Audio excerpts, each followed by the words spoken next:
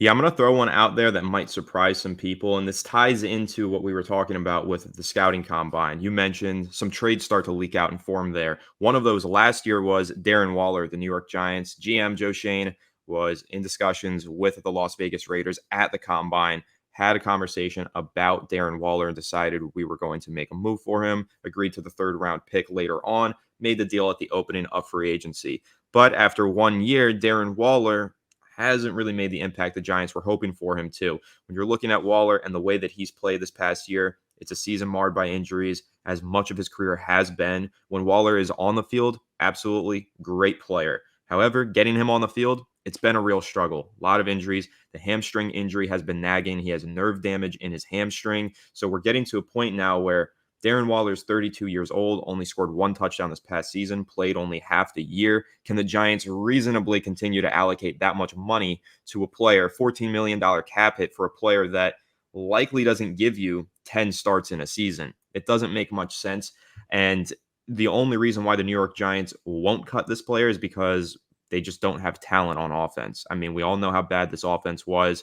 But there is a player that I like, Daniel Bellinger. He's going into his third season now as a rookie. He looked pretty solid. I mean, he was the Giants starting tight end. He took on that role.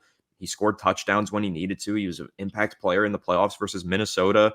I like Daniel Bellinger, and I think that he deserves more of an opportunity to develop and become the full-time starter. And having him play behind a guy like Darren Waller, who's just the least reliable player on the team, it doesn't make much sense to me. So if the Giants are able to add some reinforcements to their offense, create some playmaking talent for the lineup in free agency, I think that that could be combined with the cap savings of Darren Waller. You cut him free, knowing that even if you pay him and you keep him this season, he's probably not playing much for you anyway. So you might as well just take that money and allocate it elsewhere.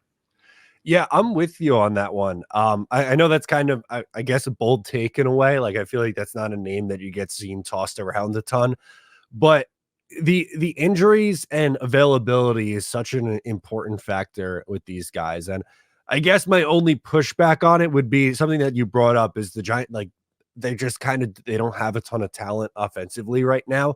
But tight end, I feel like that's a position where you should be able to replace that kind of production for a cheaper and healthier option. And that's usually something too in the draft where you can find talent outside the first round. Like, I'm not saying the Giants have to draft Brock Bowers at 6 or anything like that, but you like Bellinger. I think he's an option who could potentially play, get some more playing time, and then either bring in. There's a ton of veterans hitting the market that could be on the cheaper side. Hunter Henry is a name that jumps out.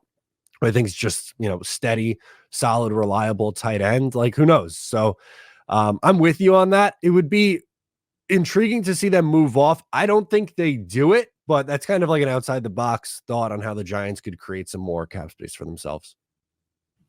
Yeah, and really the only reason not to is just because you don't want to open up another hole on this roster. There's holes everywhere, and you don't want to create another need for you. But the way that I see it, tight end is a need because Darren Waller doesn't play enough to make it not be a need.